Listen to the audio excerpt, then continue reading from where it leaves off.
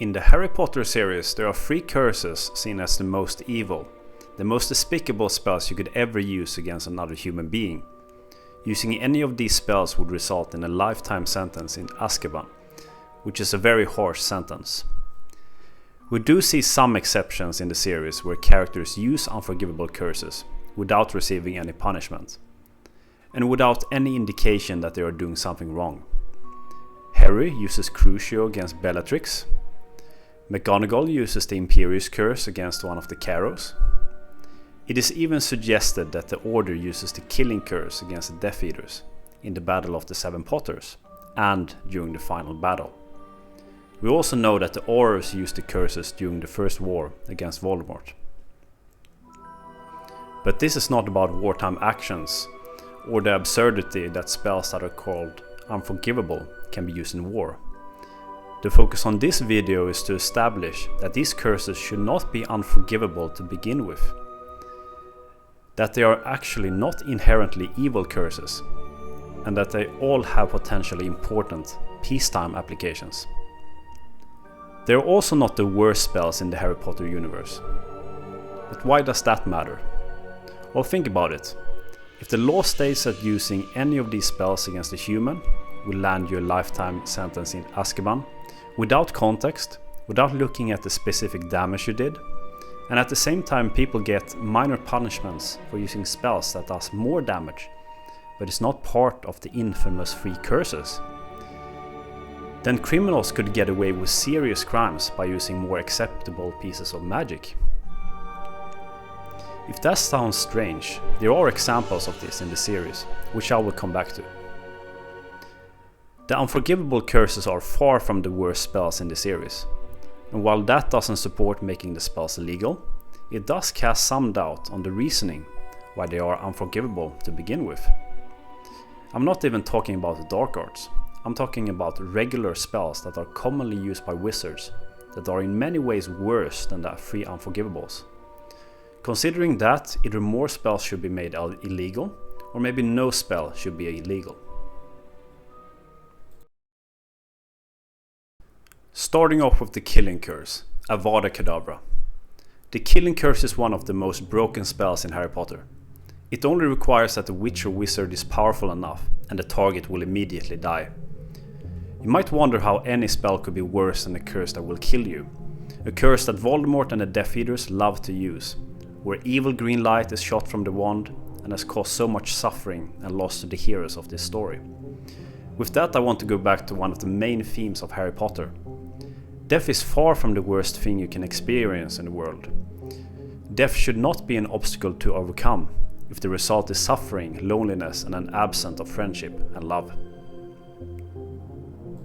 But still, we should compare how the Killing Curse works compared to other curses and spells. So are there any spells that are worse than Avada Kedavra? Well, Avada Kedavra has always bothered me for a few reasons, and not just because it is broken, and because it sets a hard limit on what the magic system could be. All of that is part of it. The reason it bothers me is because I can imagine other types of magic that are way worse and more effective. The Avada Kedavra curse will guarantee a painless death of one target, where your body is not desecrated or deformed in any way. There is no pain, no fear. We can compare that to other spells that will undoubtedly kill you as well. Fiendfire, for example, will burn you to death, causing immense pain. Sectum Sempra, which will destroy your body. Bombarda will blow you to pieces, and I suppose Reducto would do a similar thing. We have Dumbledore's water prison, where you suffocate to death. Or what about Levicorpus, where you hang upside down until you pass out and eventually die? In fact, there must also be many explosive spells that would cause much more damage in the hands of someone like Voldemort. As an example, Wormtail's explosive spell caused the death of 30 Muggles when he escapes from Sirius. This indicates that the spell is not only worse, but much more effective than Avada Kedavra, and much more terrible. It all depends on what you use it for. All of these spells can be used for evil things, and in that case the result will be worse than casting the Killing Curse. They will cause suffering, area of effect damage, and unrecognizable human remains. Just imagine if Wormtail cast Sectum Sempra on Cedric, and Harry brought back his body. Imagine the horror that would await the people by the entrance of the maze. You can say much about the evil of Voldemort, but when he killed, he made it quick, without excessive brutality. Fire spells, Bombarda, and the other spells I mentioned might have other uses though, actual benign use cases in society. Maybe that is why they are not banned. That is probably true, but the point still stands that it all depends on how you use them. The spells are not inherently evil, especially considering that everyone owns a wand. But is there a use for Avada Kedavra that justifies its existence in a just, peaceful society? I would say yes, and it relates to other methods of causing death. The Avada Kedavra curse is without a doubt the most humane way to end someone's life. In human history, we have investigated methods of execution in order to find the quickest and the most humane way to end someone's life. From hanging to the guillotine to firing squad. There are 4 conditions that needs to be met. It needs to be painless, quick, reliable, and without causing any desecration of the body. None of these methods have checked all the marks, but Avada Kedavra checks all of these. You might say, wisely I might add, that execution has no place in a just society. And that is a good point. But what is more humane? Casting the Killing Curse on terrible criminals, or throwing them inside Azkaban for the rest of their life? Taking away their happiness and letting them suffer. Death would surely be preferred over the dystopian way the Ministry treats criminals. Beyond that, the Killing Curse can also be used to euthanize animals, which would be far less brutal than cutting their heads off in front of witnesses, like they plan to do with Buckbeak. Snape also used it against Dumbledore, which was a mercy kill as well, where Dumbledore even admits that the Killing Curse is something he prefers compared to other insidious ends. And let's not forget that it can take out vermin, dangerous beasts that threaten you in the wilderness, or as a last resort, it could be used as self-defense.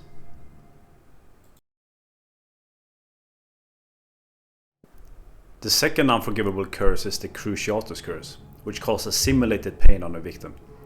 That this curse is unforgivable is quite baffling to me, considering that it does no permanent damage to the victim. It's simulated pain that goes away immediately after its use. There's no physical scarring, only pain that your mind will experience.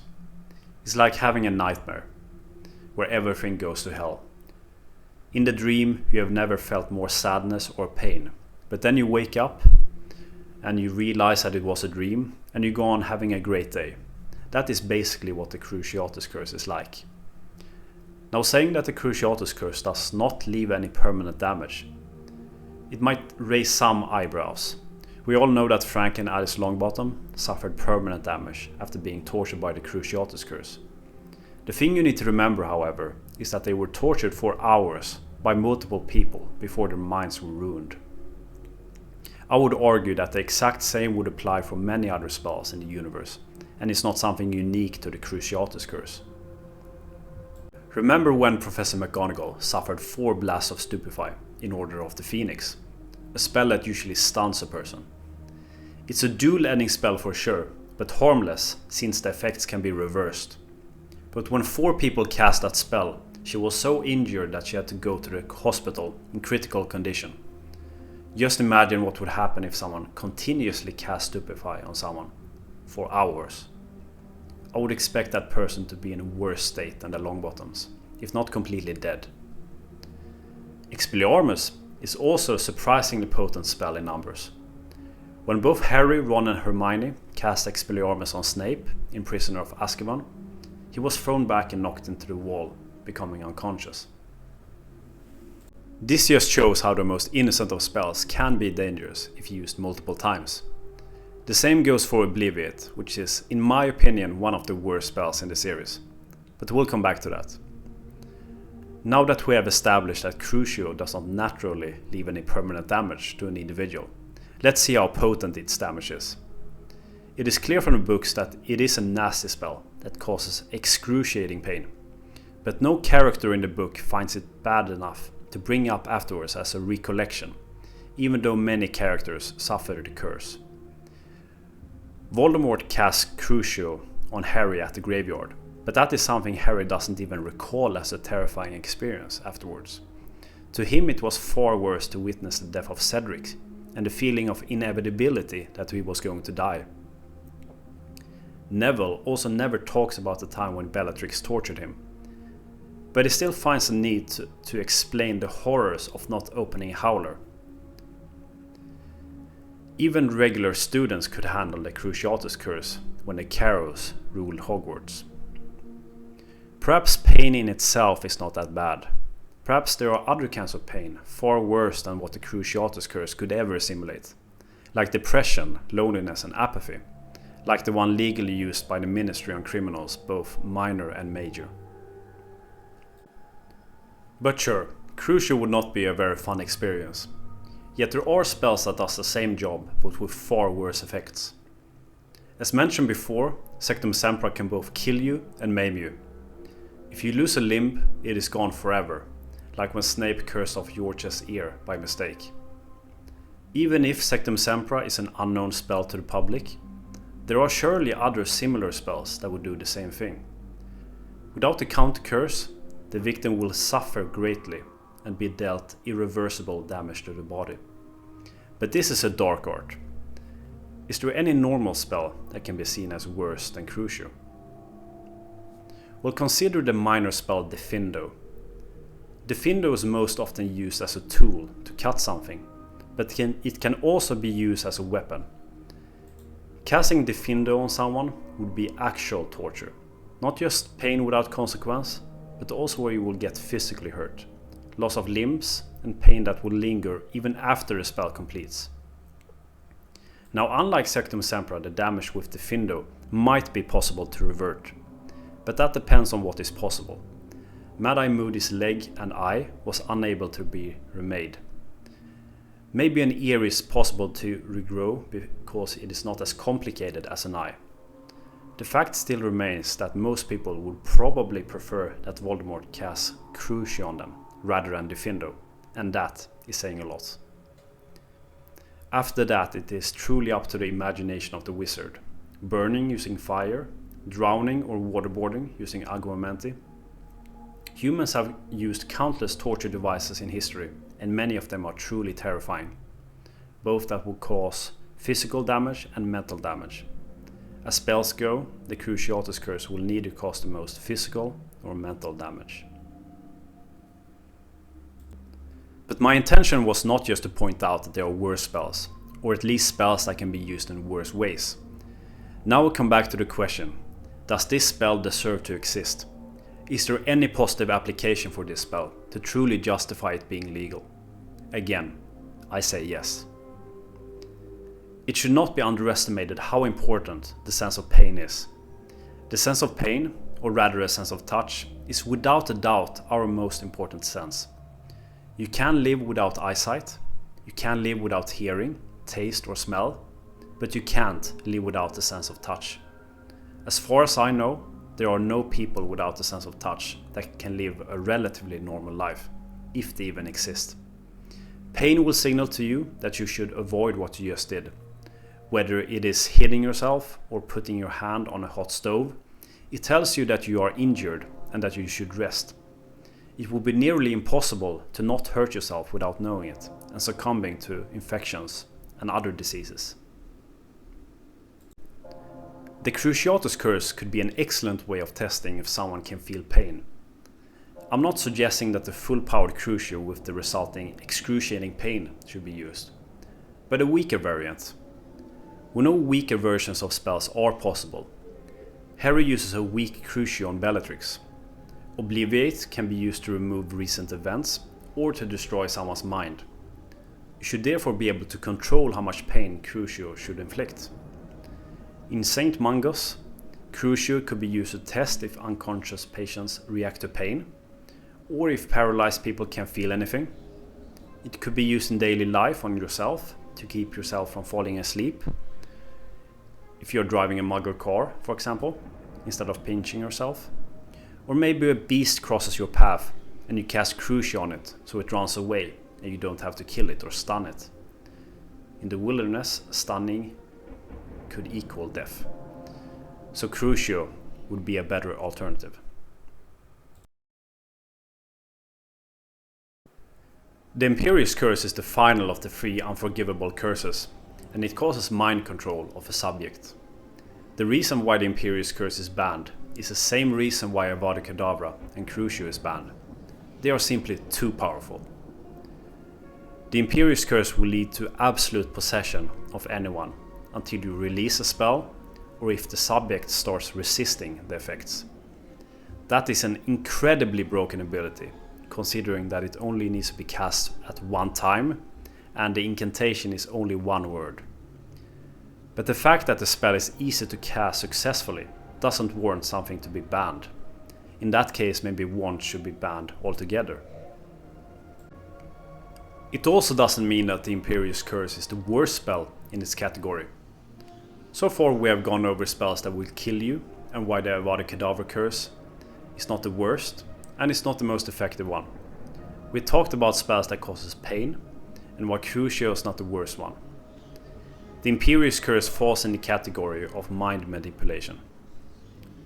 The other spells that affect minds, as far as I can remember, are the Confunder spell and Obliviate. Also, even though it is a potion and not a spell, I want to include the Love Potion. If we start with Confunders, it is clearly neither as potent nor as dangerous as the Imperious Curse. It is much more like the Jedi mind trick than mind control.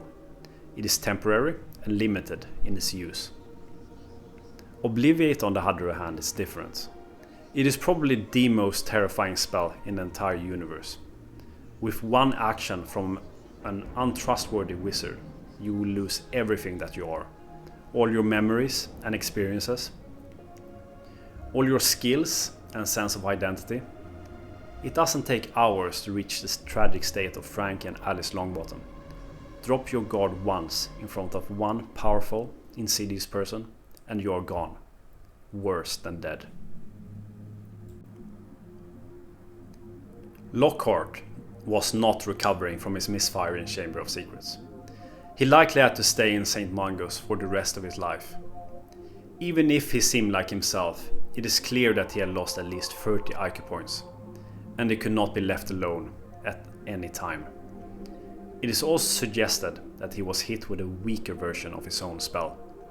He says to Harry and Ron that the actual heroes who performed the deeds that he talks about in his book went insane.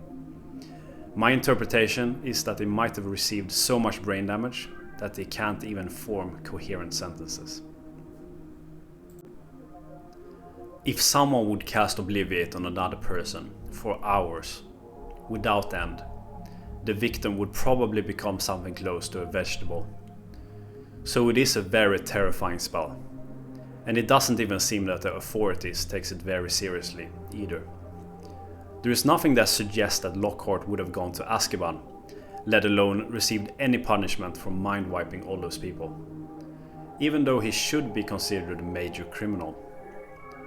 There was not even an article in the Daily Prophet about him being a fraud and ruining many people's lives. He should be disgraced and punished, but the only thing Dumbledore can say is that he was struck by his own sword. I'm paraphrasing. Not to mention that he almost destroyed the brain of 2 children. Hopefully this explains what a sinister spell Obliviate can be. It can have its uses, modifying memories if muggles have witnessed magic, but it can be used for evil means. In fact, that duality of the Obliviate spell is the reason why I created this video. Whether Obliviate is worse than Imperio is a trickier question to answer, since they are quite different. Is it better to become someone's puppet or to lose your entire identity? While I think most people would choose the former, since that at least gives you some hope of coming back. It is necessary to ask the question, does the Imperious Curse cause permanent brain damage? Well, Barty Crouch Jr. was under the Imperious Curse for years, and he retained his intelligence and memories, and most of the other characters seem to come out of the Imperious Curse without scars. At least we don't hear of any example of the contrary. But at the same time, Barty Crouch Sr. seemed to go insane when he escaped his imprisonment and returned to Hogwarts. So was Barty Crouch Sr. an outlier? Or maybe he didn't go insane because of the effects of the curse, but because of his guilt, the lies over the years, his regret of how he treated his family, and his failure as a father. I think it is clear in any case that Obliviate will guarantee that you lose parts of yourself, and the aftermath of the Imperious Curse will be a full recovery, in the vast majority of cases. Therefore, I say that Obliviate is a worse spell than the Imperious Curse. What about the Love Potion? How does it compare to the Imperious Curse? It's not clear exactly what happens when you take the Love Potion, whether you can do evil things just because the person you love tells you to. In that case, you would become just as much of a puppet as if the Imperious Curse was cast on you. If we take Ron as an example, when he ate the spiked chocolate frogs from Romilda Vane, it's probably not a stretch to assume that he would harm Harry if Romilda asked him to. But that might be a special case, since the Love Potion had expired. I think it is more reasonable that in a normal case, you are still you, but with a very strong infatuation with another person. In that case, the Imperious Curse is worse than the Love Potion. But that is not the only relevant thing to consider here. The Love Potion is a potion which can be banned or restricted, and that is very different from something that can be cast by a piece of wood, that everyone in the universe gets when they turn 11. For a real-world comparison, you can't ban someone making charismatic speeches that influences others, but you can and you should ban the Rufus drug. The fact that the Love Potion is legal and can be bought at a joke shop is absurd. It is one of the most evil pieces of magic in the Harry Potter series, in my opinion. To force someone to love another person, someone that they might not even like, what is that if not evil? I can't think of any positive use of the Love Potion in any situation. Even an old couple who want to rekindle their love for each other would probably not want to lose their independence by thinking about their partner more than anything else in the world, like their children. The Love Potion gives you fake love only, and unless you keep taking it, it never lasts. And you will regret what you did once the effects wear off. Even though the Imperious Curse have the potential to be more potent than the Love Potion, it does have some potential good applications, unlike the Love Potion, which should absolutely be banned. We have seen in the series already that the Imperious Curse can be used to solve problems without violence. Harry uses the curse against a goblin, and McGonagall uses it against a Carrow. But just like the Cruciatus Curse, it can have a more broad scope. Like the Cruciatus Curse, it has some potential uses in hospitals and in healing. We know from Harry's experience that you feel free when it is cast on you, that you don't have to think, you don't have to worry about anything. Just do whatever someone says that you should do. You're calm, and for lack of a better word, happy. This could be a very useful thing to treat patients who have experienced some major trauma, people who are depressed or have some other mental problems that causes them distress.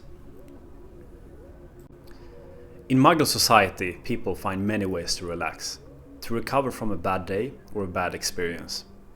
Some people meditate, some people play games or read books. It's called escapism, and it is very healthy for your mind and body. And I can't think of a more effective escapism than the Imperious Curse. For example, let someone cast Imperio on you for 1 hour after a tough day. Then you get some deserved relaxation, and your friend or wife or whatever gets a personal servant for the evening. Everyone wins. So the unforgivable curses are not that bad really. It all depends on how you use them, just like with any other spell. Witches and wizards all get a very dangerous object when they turn 11, and we see them using the wands irresponsibly throughout the series. Hexing each other, giving each other boils, hanging people upside down, which can be dangerous. Transfiguring things, transfiguring people. Magic is too easy to do and without consequence to the user, and this makes it dangerous. Harry pointed his wand randomly at Ron the first time he cast Levicorpus. What if that spell was some sort of vanishing spell that worked on humans? Then Ron would be gone forever. At least the Unforgivable curses does not deal any permanent damage to the user, except for the killing curse. But even that is very clean. Considering that, it is strange that they are considered dark arts to begin with. Unlike Sectum Sempra, they don't curse the body. Unlike Horcruxes, they don't corrupt the body or soul. Well, killing damages the soul, but that goes for any method, not just Avada Kedavra. But whether they are dark arts or not is a discussion for another time.